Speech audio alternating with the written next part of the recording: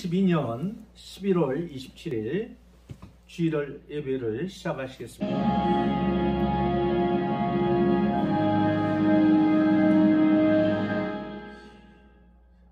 삼위일체 하나님을 통해서 관계의 아름다움을 알게 하시고 관계의 기쁨을 알게 하시고 관계의 풍성함을 알게 하시고 관계의 소중함을 알게 하신 주님, 그 주님께서 말씀을 통해서 하나님 사랑과 이웃 사랑을 통해서 아름다운 성삼위 하나님의 뜻을 우리에게 보여주시고 가르쳐 주신 주님, 우리가 하나님을 더 깊이 알기 위해서 하나님의 뜻을 이 땅에 이루기 위해서 이렇게 귀한 예배 자리에 동참하게 하신 하나님 감사합니다. 이 예배를 기뻐 받으시고 이 예배를 통해서 우리 심령이 충만케 하시고 새롭게 하여 주시고 우리의 영육간의 모든 문제가 해결되는 귀한 예배가 될 수 있도록 은혜를 베풀어 주시옵소서. 감사를 드립니다. 예수 그리스도의 존귀하신 이름으로 기도하였습니다. 아멘. 먼저 너무 연약하고 부족한 저를 이 자리에 세워주신 하나님께 영광 돌리고 찬양합니다. 그리고 오늘 우리 새 식구가 생겼어요. 환영합니다. 감사합니다. 예, 박정예 자매님. 예, 이름도 너무 저 친구랑 똑같아요. 이름이. 그 친구가 이름이 이정예거든요. 그래서 너무 익숙하더라고요.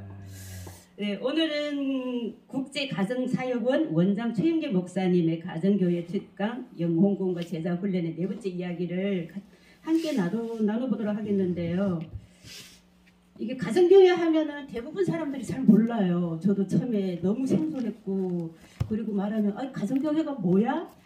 왜 모르지? 이단 아니야? 그렇게 얘기하시는 분도 많은데, 지금 최영계 목사님의 가정교회를 단순히 표현하자면 딱 두 가지입니다.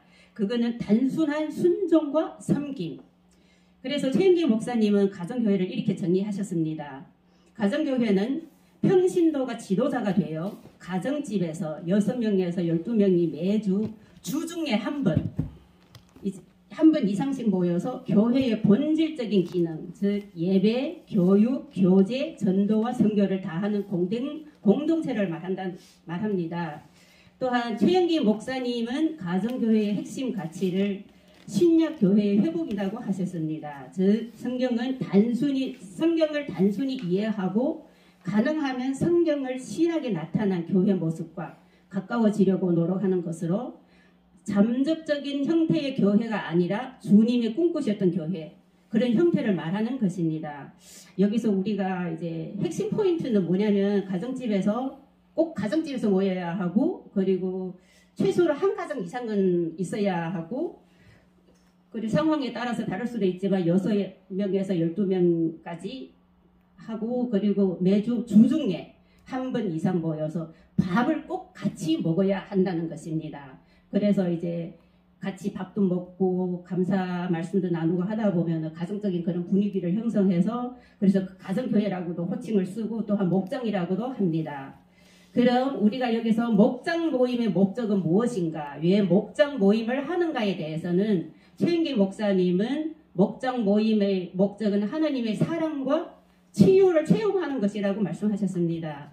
즉 따뜻한 사귐을 통하여 하나님이 사랑을 받고 맛보고 삶의 나눔을 통하여 하나님의 치유를 경험하고 기도 응답을 통하여 하나님의 능력을 체험하는 것이고 바로 목장 모임의 목적이라고 하셨습니다.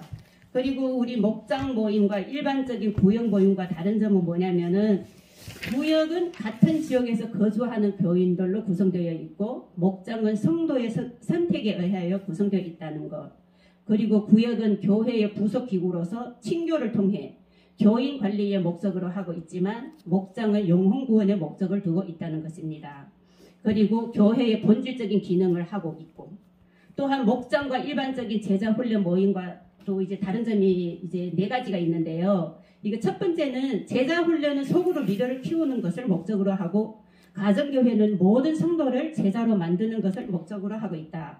두 번째, 제자 훈련에서는 목회자가 평신도를 제자로 만들고 가정교회에서는 평신도가 평신도를 제자를 만드는 것이다.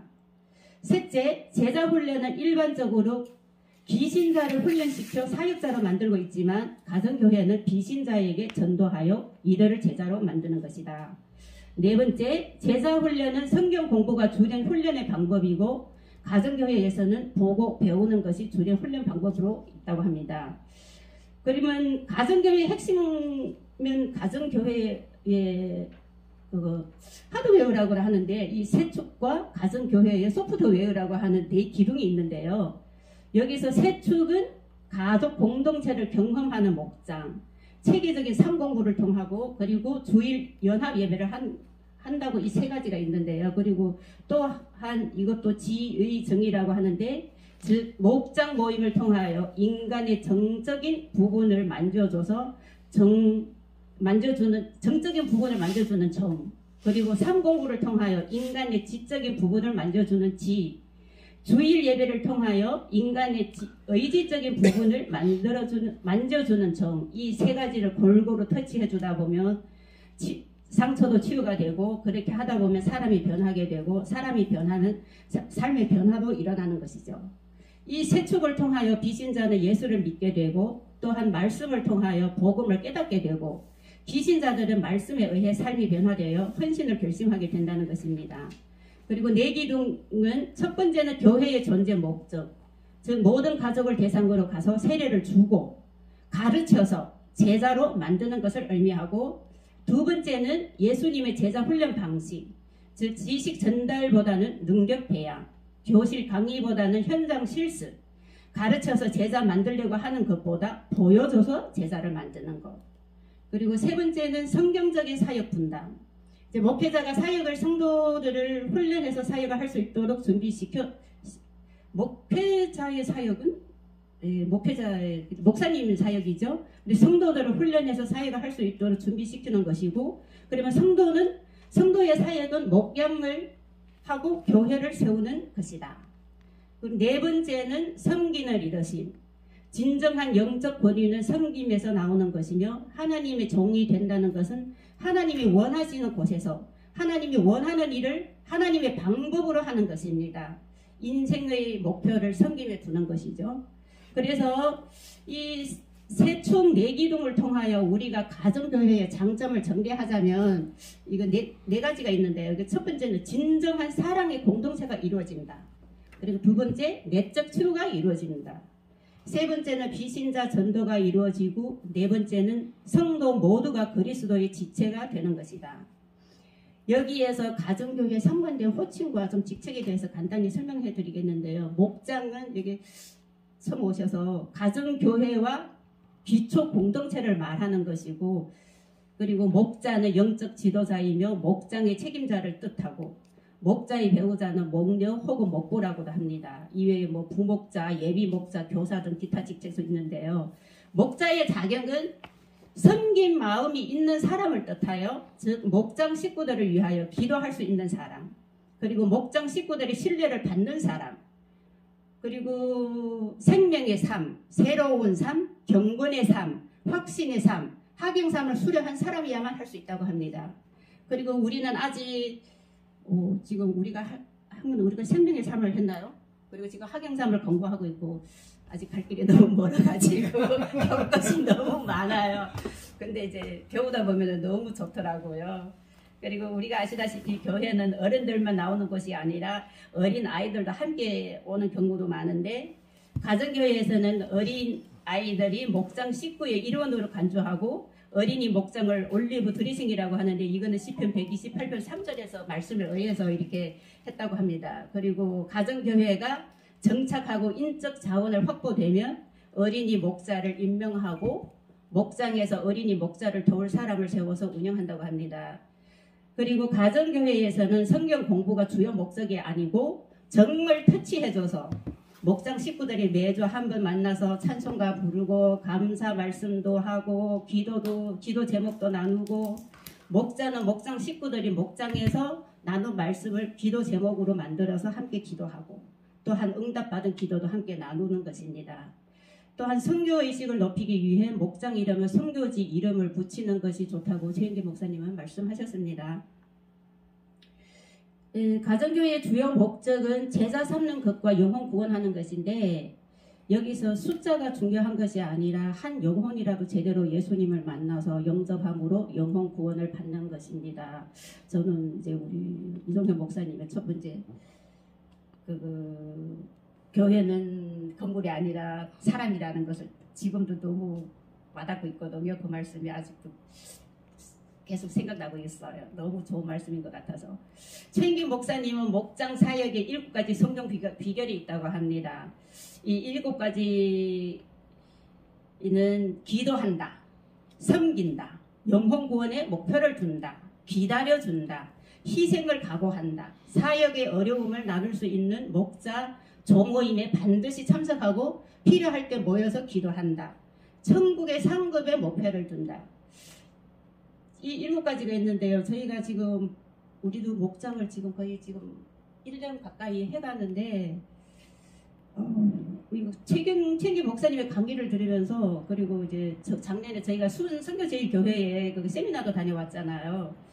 참 많은 감동을 느꼈어요. 저는 어떻게 이제 사람이 이렇게 기발한 생각을 할 수 있고 또 좀 이렇게 사람을 잘 섬길 수 있는지 저희도 만약 가정교회를 만나지 않았다면은 저희 삶이 어땠을까 지금 궁금합니다. 예, 그리고 또 목장을 하면서 처음에는 내가 이렇게까지 해야 돼? 내가 정말 요즘에는 내 밥도 해먹기 싫은데 내가 이렇게 해야 되나고 했는데 그리고 하다 보니까 너무 기쁘고 반찬 한 가지라도 내가 더 해드리고 싶고 그리고 와서 이렇게 맛있게 드시는 모습 보면은 저도 드시는 사람보다 제가 더 기쁜 것 같아요. 그래서 너무 감사하고 많은 사람들이 집에서 밥하는 것이 귀찮다고 힘들다고 하는데 저는 솔직히 행복합니다. 그리고 가정교회를 참 잘했다고 생각합니다. 그리고 여기까지 인도해 주시고 기다려 주신 목사님 사모님께 정말 그동안 수고 너무너무 많았었는데 깊이 감사드리고 목사님을 만나지 않았다면 저희 인생도 아마 달라졌을 거예요. 그리고 감사하고 고맙습니다. 그리고 이 모든 영광 하늘에 계신 아버지께 돌리며 오늘 발표 마무리하겠습니다. 감사합니다. 사실 우리가 나이가 들어서 다른 사람 앞에 발표를 할 기회를 갖는다는 것은 쉽지 않잖아요. 근데 이런 기회를 또 가질 수 있는 것이 또 하나님이 큰 은혜고 가정교회의 그 행복이 아니겠나 그런 생각이 듭니다. 이 시간 요한복음 14장 21절입니다. 요한복음 14장 21절입니다. 박미소 자매님께서 봉독하겠습니다. 나의 계명을 지키는 자라야 나를 사랑하는 자니 나를 사랑하는 자는 내 아버지께 사랑을 받을 것이요 나도 그를 사랑하여 그에게 나를 나타내리라. 기도하겠습니다. 하나님 감사합니다. 오늘은 요한복음 14장 21절의 말씀을 통해서 하나님을 경험하는 삶을 배우고자 합니다. 하나님 도와주셔서 하나님을 경험함을 통해서 하나님의 살아계심을 경험하게 하시고 우리 인생을 기쁘고 행복하고 충만하게 살게 하여 주옵소서. 이 시간 성령님께서 함께 하셔서 생각나게 하고 기억나게 하셔서 우리의 심령이 새로워지는 귀한 시간 될 수 있도록 은혜를 베풀어 주시옵소서. 감사를 드립니다. 예수 그리스도의 존귀하신 이름으로 기도하였습니다. 아멘. 오늘은 하나님을 경험하자. 하나님을 경험하자.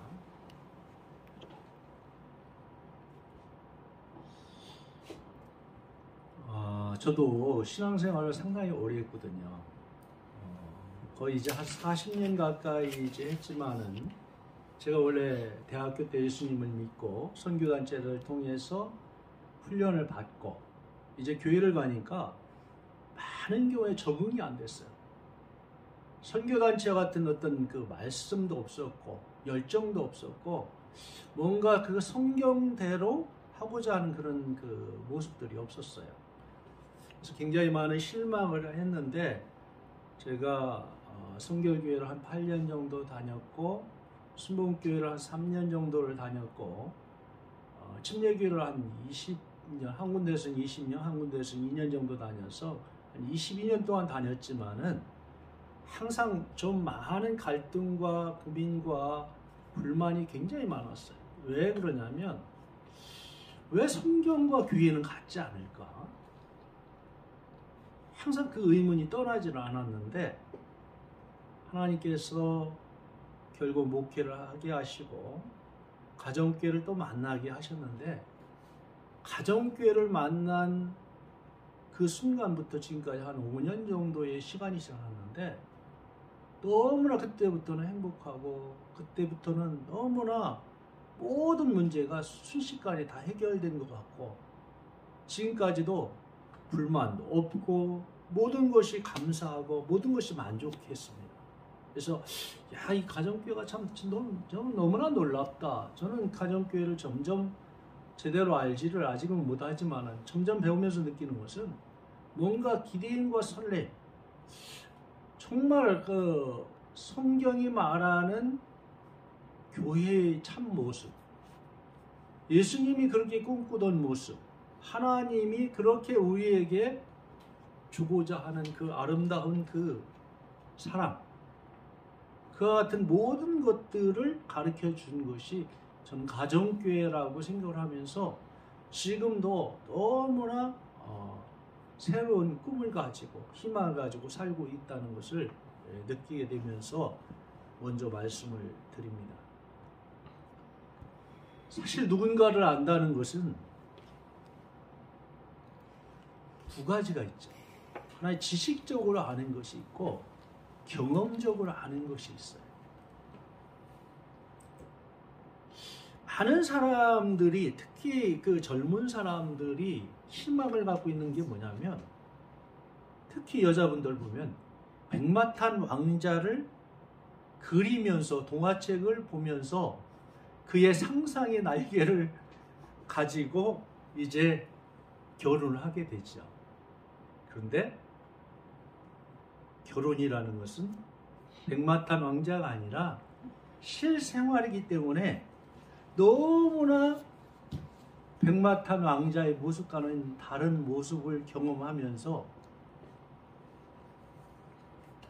때로는 실망과 좌절과 원망과 불평과 신세한탄, 정말 하루하루 사는 것이 힘든 사람들이 너무나 많은 것이 사실이에요. 과연 부부 생활을 정상적으로 하고 있는 사람들이 어느 정도 있을까? 저는 많지 않다고 생각합니다. 우리 성도 여러분은 아마 애겠지만은 너무나 많은 사람들이 처음에는 사랑하는 사람으로 살고 있지만은 우스갯소리로 나중에는 전우로 산다고요. 전우로 사는 사람들이 아마 흔하지 않을까 저는 생각이 돼요. 왜? 우리는 너무나 TV라든가 미디어라든가 인터넷을 통해서 너무나 그걸 쉽게 발견할 수 있지 않습니까? 그리고 뿐만 아니라 오늘날 결혼을 갖다가 원하는 젊은이들이 너무나 없다는 사실을 보면 결국에 우리 부모들이 결혼에 대해서 좋은 것을 보여주지 못했다는 것이죠. 행복한 모습을 보여주지 못했기 때문에 안 한다는 거예요. 그는 저도 포함이 돼요. 왜?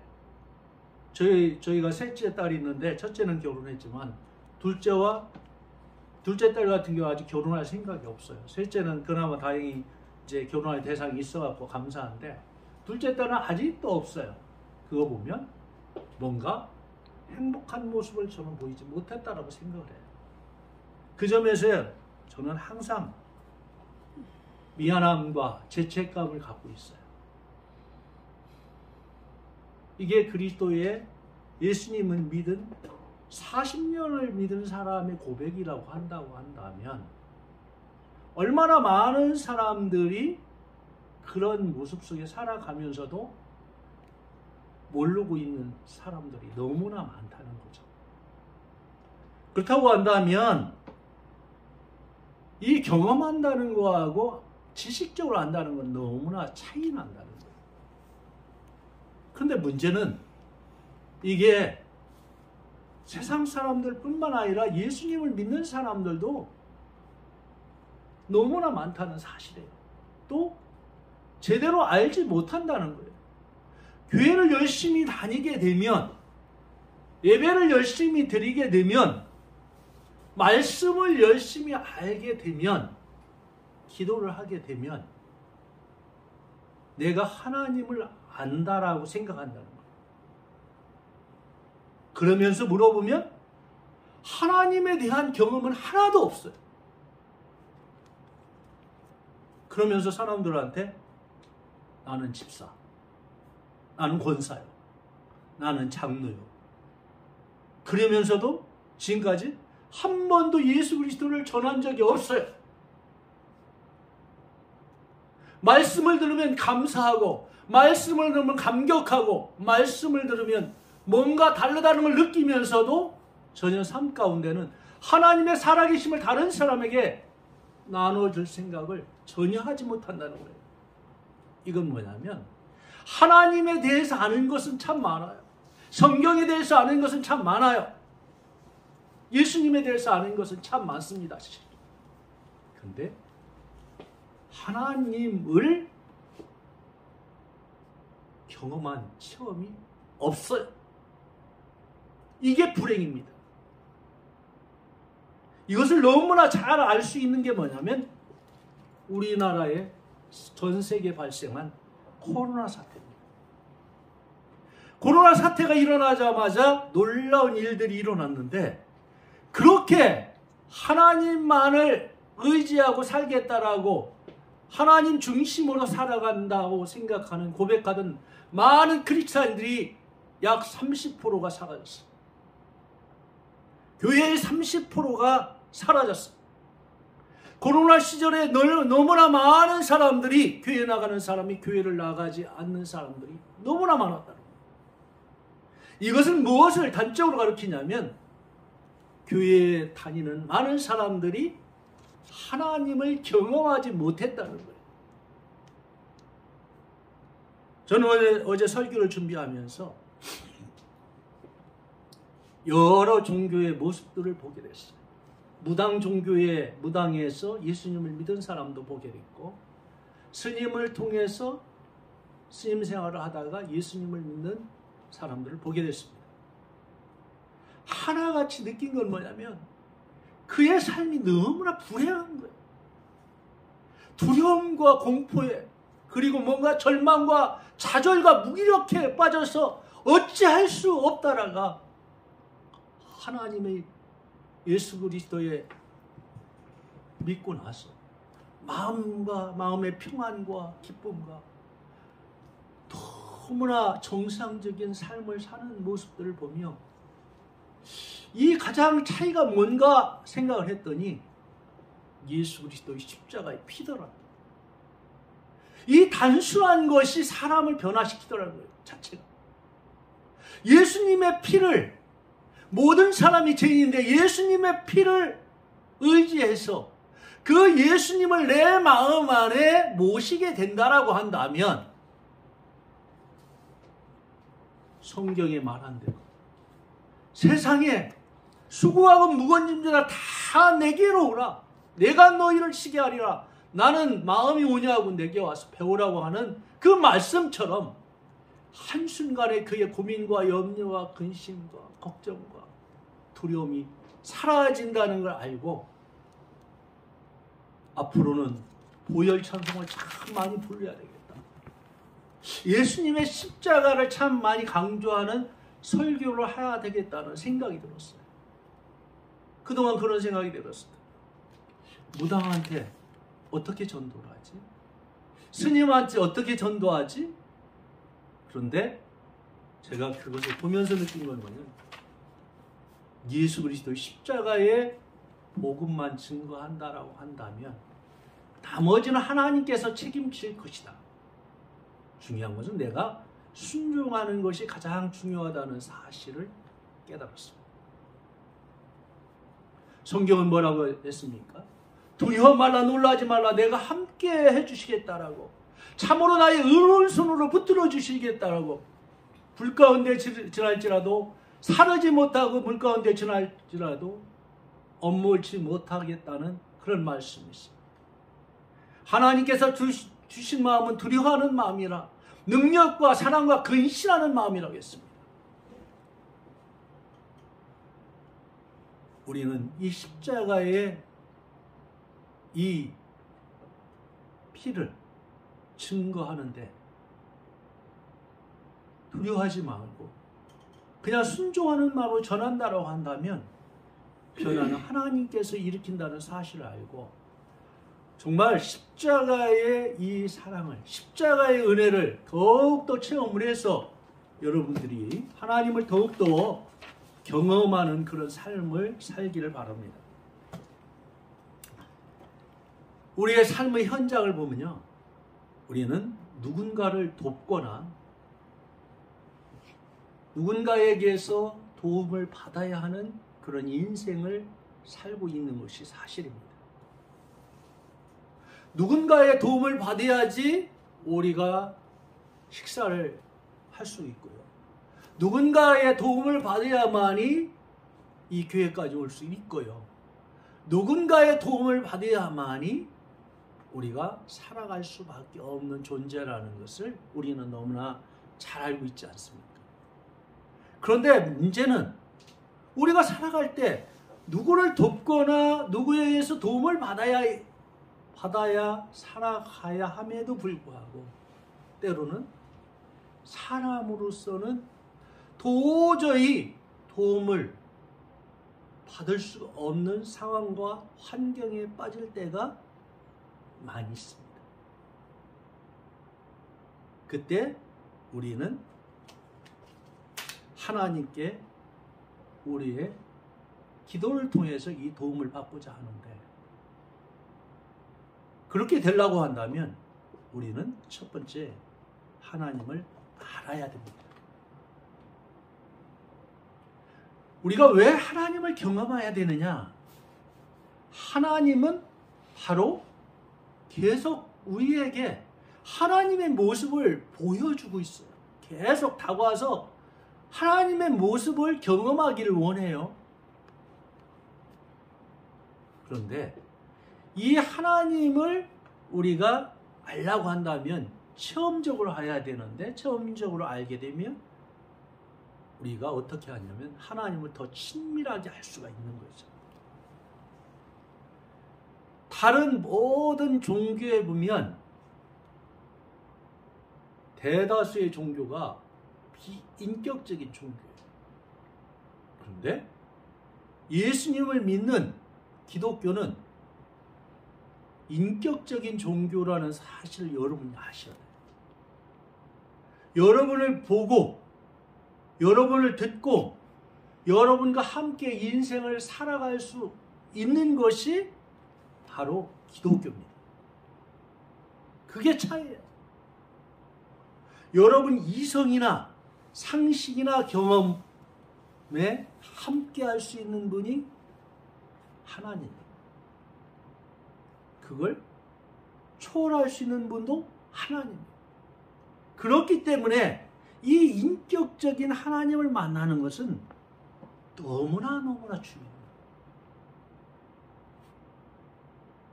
근데 성경은 뭐라고 했나?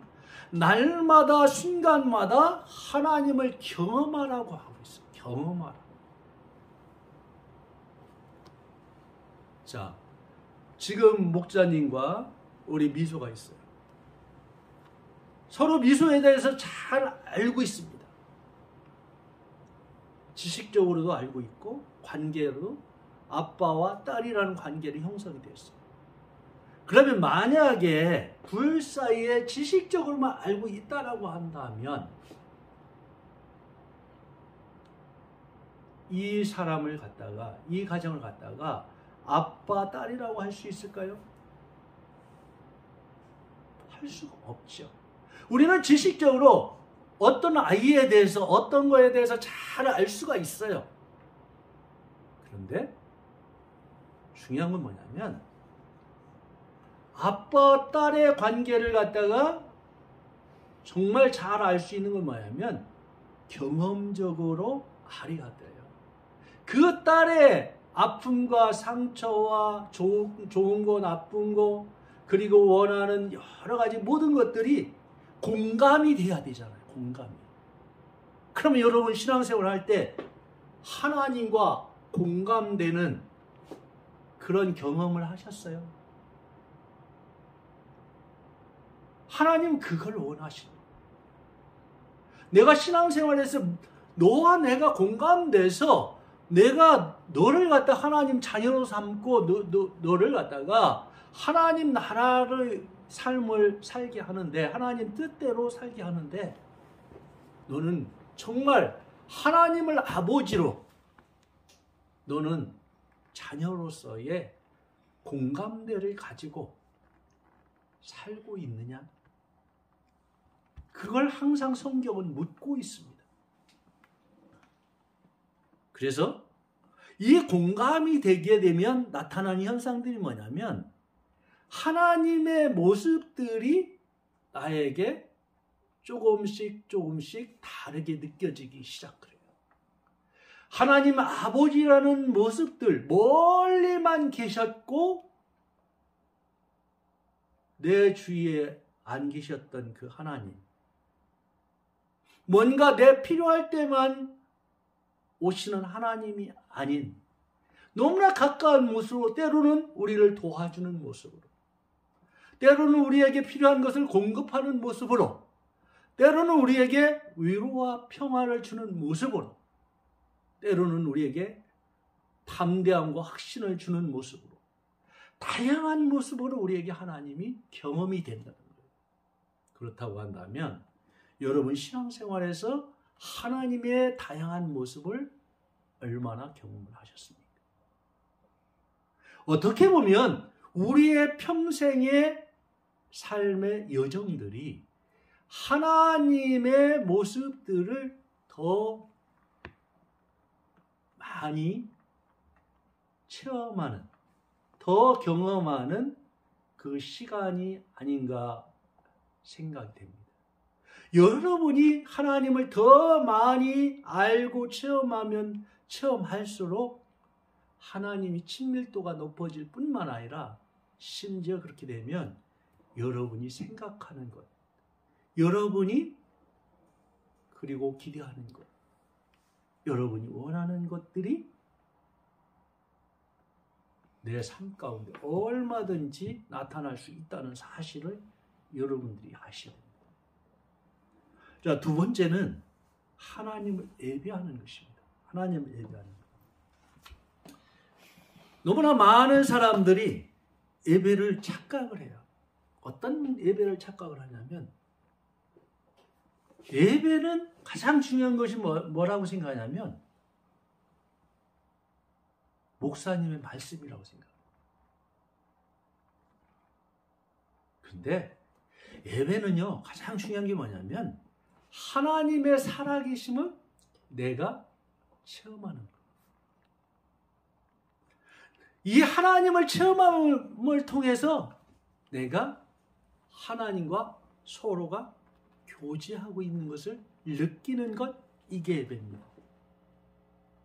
그렇다고 한다면 예배는 뭐냐면 이 하나님의 실체를 내가 만나셔야 돼요. 너무나 많은 사람들이 예배는 말씀 속에서 내 지식을 충족시키고 내 자신을 만족하고 내 자신이 위안을 받는 것이고 내 자신이 문제를 해결하는 것이라고 생각을 합니다. 그러나 성경은 디모데후서 3장 16절에 이런 말씀을 해요. 하나님 말씀은 감동으로 주셨는데 교훈과 책망과 바르게 함과 의로 교육하기 유익하니. 여러 가지 하나님 말씀에 여러 가지 기능이 있잖아요. 근데 예배의 실체를, 하나님의 실체를 경험하기 원하시는 분들은 이 말씀 앞에 자기를 드러내놓습니다. 하나님, 내가 말씀을 통해서 어떤 것이 변화가 되어야 되겠으며 어떤 삶을 살아야 되겠으며 어떻게 내가 걸어가야 되겠습니까? 라고 고백을 할 수밖에 없는데, 너무나 많은 사람들은 말씀 속에서 자기 환경에 꼭 필요한, 그리고 자기가 원하는 말씀만을 들으려고 하는 거예요. 이것이 어떻게 하면 오늘날 기독교가 별로 다른 종교와 다른 사람들과 별로 차이가 없는 점이죠. 그래서 어느덧 기독교가 번영 종교라고 바뀌었어요. 잘 먹고 잘 살고 잘 되면 그것이 축복이라는 생각 속에 빠져 있습니다. 그런데 성경은 어느 것 하나 그렇게 말씀하고 있지 않아요. 성경은 뭐라고 했냐면, 하나님 기독교는 언약의 종교라고. 언약의 종교. 내가 이렇게 하면 이렇게 축복을 할 것이고, 내가 이렇게 순종하지 않으면 너는 저주를 받을 것이라고 분명히 선포하고 있습니다. 그렇기 때문에 예배를 바르게 드리는 것은 정말 중요하다는 걸 볼 수가 있죠. 예배를 통해서 내가 정말 하나님 관계가 회복되고 있는가? 내가 정말 하나님께 회개할 것이 있는가? 내가 철저히 죄인인 모습을 알 수 있는가? 그리고 나는 하나님 없이 살 수 없는 존재라는 것. 그리고 나는 하나님 앞에 굴복될 수밖에 없고, 그리고 내 인생을 살다 보니까 허무와 절망과 무기력함에 살 수밖에 없는데, 예배를 통해서 하나님 비전이 생기고 하나님 꿈이 생기니까 내 인생에서 새로운 인생의 모습을 발견하는 것. 오히려 그것을 깨닫고 하나님 영광을 돌리고 하나님 이름을 높이고 하나님 이름을 자랑하는 것. 그것이 어떻게 보면 예배의 참 모습이라고 볼 수가 있습니다. 과연 여러분은 예배의 본질과 얼마나 가까운 예배를 드리고 있습니까? 만약에 그렇지 않다면 지금이라도 그것을 잘 깨달아서 어떻게 앞으로 예배 생활을 할 것인가, 이 예배 생활이 어떻게 내 삶을 변화시킬 건가, 어떻게 이 삶이 다른 사람에게 하나님을 경험하는 내 모습을 다른 사람에게 드러내서 그 사람도 예수님을 알고 예수님 안에서 사는 그런 놀라운 풍성한 삶을 살게 할 것인가를 생각하는 그런 시간이 된다고 한다면, 여러분의 예배는 전혀 이전과 다른 모습의 예배가 되리라 생각이 됩니다. 세 번째는 하나님을 사랑하는 거예요. 하나님을 사랑하는 거예요. 오늘 말씀에 보면 나의 계명을 가지고 지키는 자, 나를 사랑하는 자라고 했잖아요. 나도 그를 나타낸다고 했죠. 사랑의 관계가 되게 되면 어떤 불만도, 어떤 의심도, 어떤 어려움도 극복할 수 있다는 거예요. 우리가 결혼 생활을 보면 너무나 잘 알죠. 정말 그 사람을 사랑하고 있으면 모든 그 사람이 어떤 일을 시켜도 힘들지 않아요. 그리고 그 사람에 대해서 어떻게 도와줄 건가를 생각하게 되죠. 우리 삶 속에서 많은 여러 가지 일들이 일어날 수가 있어요. 인생에서 힘들고 어려운 일들이 참 많이 일어납니다, 실질적으로. 그런데 정말 사랑의 관계가 확실하다고 한다면, 하나님의 사랑의 관계가 확신한다고 한다면 항상 어떤 생각을 하냐면 우리에게 주어진 환경은 하나님께서 주신 최선의 환경이고 우리에게 주신 환경은 하나님께서 가장 우리에게 필요한 환경이라는 것을 인정을 한다는 거예요. 그래서 오히려 모든 것들을 수용할 수가 있는 거예요. 수용할 수. 왜? 하나님은 모든 것을 알고 계실 뿐만 아니라 모든 것을 행할 수 있는 능력을 주는 거예요. 자체가. 그래서 성경은 뭐라고 얘기하고 있습니다. 여기에 대해서 로마서 8장 28절에 하나님을 사랑하는 자 곧 그 뜻대로 부르심을 입은 자들에게는 모든 것이 합력하여 선을 이루니라. 우리가 인생을 잘 살아온 경우도 있고 인생을 잘못 살아온 경우도 있어요. 그리고 때로는 죄를 져서 굉장히 힘들고 어렵고 그 죄책감 때문에 나의 인생이 지금까지 참 헤어날 수 없는 그런 상황 속에 있는 사람도 있을 수 있어요. 그럴지라도 하나님은 그걸 통해서라도 합력하여 선을 이룬다는 사실을 여러분은 아셔야 돼요. 마치 이것은 우리가 살아갈 때 많이 여러 가지 슬픔과 상처를 많이 받았을 거예요. 그래서는 다양한 색깔을 가진 다양한 모습의 깨어진 유리병이라고 생각해요. 유리병 조각. 머릿속에 한번 생각해 보십시오. 다양한 모습의 다양한 색깔의 유리병 조각.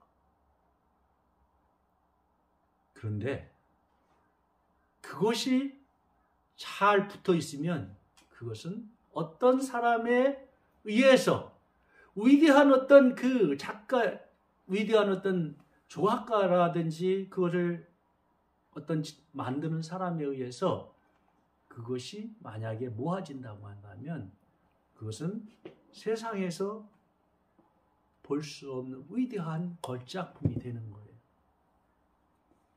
그러니까 여러분에게 어떤 상처와 아픔과 여러 가지 씻을 수 없는 그런 일이 있다 할지라도 그것은 어떻게 보면 하나님 안에서 하나님을 만나기 위한 도구일 수 있을 뿐만 아니라 그것은 오히려 나의 인생을 더 사람들 이해하기에는 폭넓은 어떤 도구로 하나님께서 쓰였다는 사실을 알고 그렇게 된다고 한다면 여러분이 하나님이 이 선하심 그리고 하나님이 그걸 통해서 위대한 하나님의 작품을 만드는 능력 있는 분이라고 인정을 한다면 우리는 이 사랑에 하나님이 사랑한다는 것을 의심할 수 없다는 사실을 여러분들이 깨닫기를 바랍니다. 네 번째는 하나님은 이렇게 우리를 하나님을 경험하게 하시고 하나님의 사랑을 느끼게 하신 다음에 중요한 것은 이 하나님의 일에 우리를 참여하시고 우리를 초청하신다는 사실이에요. 우리가 사람인지라 내가 소속된 어떤 단체에서 만약에 나를 부르지 않고 초청하지 않는다라고 한다면 얼마나 마음이 답답하고 힘든지 알 수가 없죠. 근데 성경은 뭐라고 했냐면 하나님의 일을 우리를 참여하시고 초청하신다는 거예요. 여러분이 그것을 느끼야만이 사실은 하나님을 경험했다고 볼 수가 있어요. 나를 하나님께서 이 일에 초대하셨다. 이 일에 하나님께서 나를 갖다가 참여하게 하셨다. 그런데 이전에 내가 세상에서 경험했던 것하고 전혀 다른 모습들. 그런 걸로 아마 여러분들이 많이 느끼실 텐데 목장 모임을 통해서 아마 많이 느끼셨을 거예요. 그리고 서로 간의 목장과의 교제 속에서 그것을 아마 많이 느끼지 않았나요? 전혀 다른 모습을. 왜? 그것이 하나님 일하고 사람이 하는 일은 다르기 때문에. 하나님은 뭔가 연합하고 하나 되고 일치되고 서로가 보완이 돼서 서로가 서로의 부족함을, 서로의 안타까움을, 억울함을 싸매주고 치유하고 감싸주기를 원하는 그런 하나님의 마음이 있어.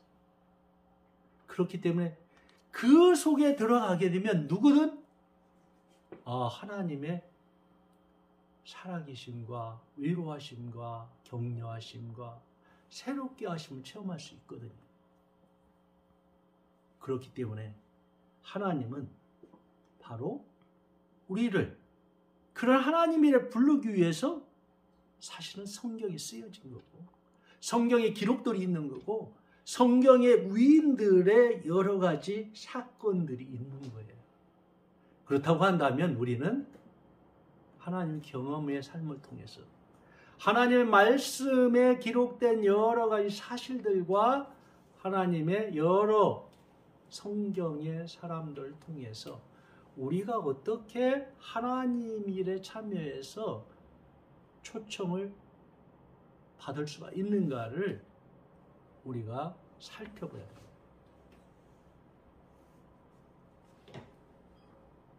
여러분 혹시 하나님 일에 내가 초청받았다라고 경험한 적이 있습니까? 아마 많이 경험했으리라 생각해요. 그러나 앞으로도 더욱더 중요한 건 뭐냐면 하나님 일에 내가 참여하고 초청하는 것이 얼마나 귀하고 복된 일인가, 이게 멋있는 일인가를 여러분 아셔야 돼요. 나이가 들면 어떤 현상이 일어나면 사람들이 어떤 모임에 가지를 않아요. 그리고 부르지를 않아요. 얼마나 외롭고 힘들고 답답하고 자기를 자책하는 모습들을 제가 주변에서 많이 봤습니다. 그런데 하나님의 초청에 참여하고 함께하는 사람들은요, 나이가 들든 상관이 없어요. 상황이 어려워져도 상관이 없어요. 그래서 여러분이 정말 하나님의 이 일에 초청받는 여러분이 되기를 바랍니다. 다섯 번째는 이렇게 하나님을 경험하고 하나님의 사랑을 느끼고 뿐만 아니라 하나님의 초청하심을 받는 사람들은 반드시 뭐를 알게 되냐면 하나님이 어디서 일하고 계시는지를 알 수가 있어요. 나는 지금까지 하나님이 어디서 일하는지를 잘 모르겠다. 그러면 아직도 하나님을 경험하지 못했다는 거예요. 아직도 하나님의 초청을 받고 참여를 해보지 않았다는 거겠죠. 그래서 우리는 하나님이 어디서 일하고 있는지를 잘 살펴봐야 돼요. 우리 삶 가운데 우리는 직장 생활을 하고 때로는 주부로서 생활을 하고 여러 사람을 만납니다. 일상생활을 경험하죠. 환경을 통해서 경험합니다. 거기에서 하나님이 하시는 일이 어떤 일인가를 여러분이 아셔야 돼요. 자, 제가 설명해 드릴게요. 첫 번째, 사람들을 자기에게로 자꾸 이끈다. 이건 하나님이 하시는 일이에요. 두 번째, 사람들로 하여금 자꾸 나를 통해서 하나님을 찾게 만들어. 이것도 하나님이 하시는 일이에요. 그리고 나를 통해서 자꾸 말씀을 통해서 영적인 진리를 사람들에게 전하게 한다. 그것도 하나님이 하시는 일이에요. 사람들이 나를 통해서 아니 예수님이 십자가의 사건을 증거를 하고 부활 사건을 증거를 하니까 이상하게 나도 죄인이라는 걸 느끼고 나도 예수님을 만나고 싶어. 나도 교회에 나가 싶어. 그런 마음을 갖는다. 이거 누가 하는 일이에요? 하나님이 하시는 일이에요. 만약에 이 가운데 여러분에게 한 가지라도 만약 이런 일들이 일어나고 있잖아요. 그럼 하나님이 성도 여러분을 통해서 일하고 계신 거예요. 하나님은 일을 하고 계시고 그 일에 쓰임받기를 원하는 거예요. 그러면 하나님이 어디서 일하고 계신지를 너무나 잘 알아요. 우리는 어떻게 생각하냐면 하나님의 일하시는 곳은 특별한 곳에서 일한다라고 생각을 해요. 하나님의 일은 뭐 특별히 목사들이라든지 교회들이라든지 어떤 선교사라든지 특별한 사람들이 일하는 일들이 하나님 일이라고 생각해요. 그런데 성경은 그렇게 말을 하고 있지 않아요. 우리 주변에서 일어나는 모든 사건마다 만나는 사람마다 하나님 일을 하시고 계신다. 그래서 제가 아까 하나님이 하실 수 있는 일을 말씀을 드렸잖아요. 그러면 그곳이 하나님께서 여러분을 통해서 현재 일하고 있는 현장입니다. 제가 한 가지 예를 들을게요.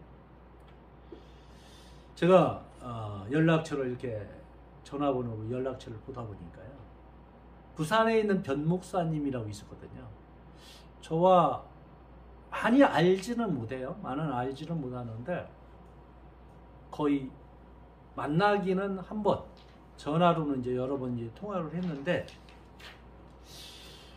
갑자기 그런 생각이 들었어요. 이 부산의 변 목사님 별로 연락도 안 돼갖고 지워버릴까 그런 생각이 들어서 지우려고 이제 생각을 하다가 그냥 놔두자 해갖고 이제 놔뒀어요. 근데 갑자기 부산의 변 목사님한테 전화가 왔어요. 저를 만나자는 거예요. 왜 만나죠? 그랬더니 한번 같이 만나고 같이 얘기를 하고 싶대. 그러면서 자기 이제 병을 얘기를 하면서 도움을 청했는데 갑자기 무슨 얘기냐면 부산에 꼭 한번 놀러 오래요. 왜 부산에 놀러 오라고 할까? 그러다가 그러면 제가 놀러 가죠 하면서 제가 가정교회를 말씀을 드렸어요. 그랬더니 이분이 보니까 신학교를 하고 있어요. 근데 가정교회를 말씀을 드렸고 그러니까 가정교회의 자료에 대해서 보내달라는 거예요. 자기는 젊었을 때부터 정말 노숙자들, 장애인들, 어떻게 보면 자기 부모한테도 버림받고 세상에서 버림받은 모든 사람이 버림받은 사람들을 위해서 내가 그렇게 목회를 해왔고 지금도 그런 그 목사를 양육하는 그 일을 하기를 원하는 신학교를 하고 있는데 가정교회를 딱 듣더니 너무나 좋다는 거예요. 이 가정교회를 갖다가 신학교 프로그램에 넣으면 너무나 좋겠다는 거예요. 그러면서 저를 갖다가 부산에 오라고 청했어요. 그래서 제가 이제 약속을 하고 이제 다음 주 부산에 가기로 이제 약속을 했습니다. 그런데 제가 이제 느낀 게 뭐냐면 제가 기도했던 것들이 하나님께서 이룰 수 있겠다. 그걸 통해서 이룰 수 있겠다 하는 생각이 들면서 하나님께서 하실 일에 대해서 좀 기대감이 갈까? 뭔가 좀 설렘이 있고 뭔가 꿈이 더 생기는 걸 느꼈습니다. 이게 내가 원해서 그런 게 아니잖아요. 그죠? 갑자기 나는 원치 않았는데도 불구하고 거기서 연락이 와서 나는 반응한 것뿐이잖아요.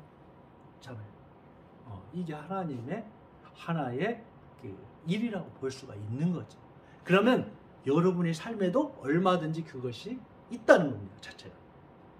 결론적으로 말씀드리겠습니다. 하나님은 지식적으로 여러분이 신앙을 경험하기를 원치 않다. 하나님을 실제적으로 살아있는 하나님으로 만나주기를 원하고 하나님의 여러 가지 다양한 모습을 돕는 모습, 공급하는 모습, 채우시는 모습, 인도하시는 모습, 그리고 전도하는 모습, 다른 사람을 영적인 진리로 깨우치는 모습, 여러 가지 다양한 모습으로, 때로는 여러분의 생명의 빛으로, 때로는 소금으로, 여러 가지 모습으로 사람들이 하나님을 보여주기를 원한다는 거예요. 그렇게 되려고 한다면 예배가 전혀 다른 모습으로 새로워져야 돼요.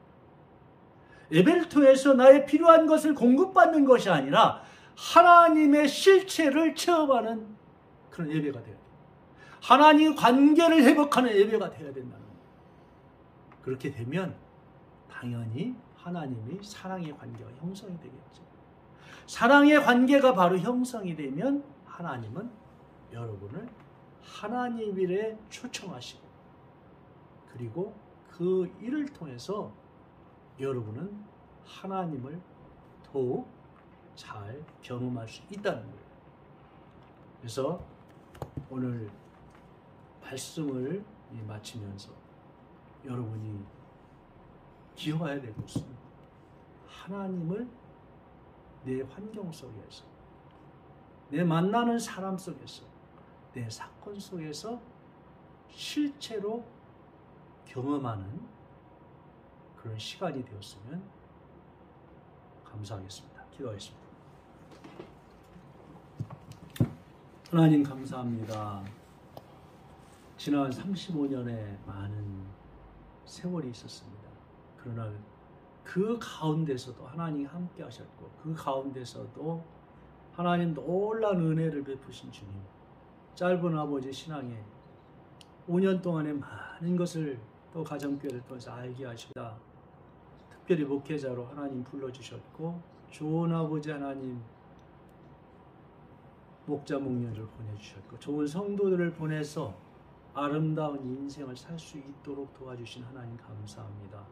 더욱더 이 하나님을 잘 경험해서 새로운 인생, 충만한 인생, 기쁨의 인생, 소망의 인생, 그리고 마지막 인생 가는 길까지 하나님이 주신 축복의 삶을 누리는 인생 될 수 있도록 인도하여 주옵소서. 예수 그리스도의 존귀하신 이름으로 기도하였습니다. 아멘.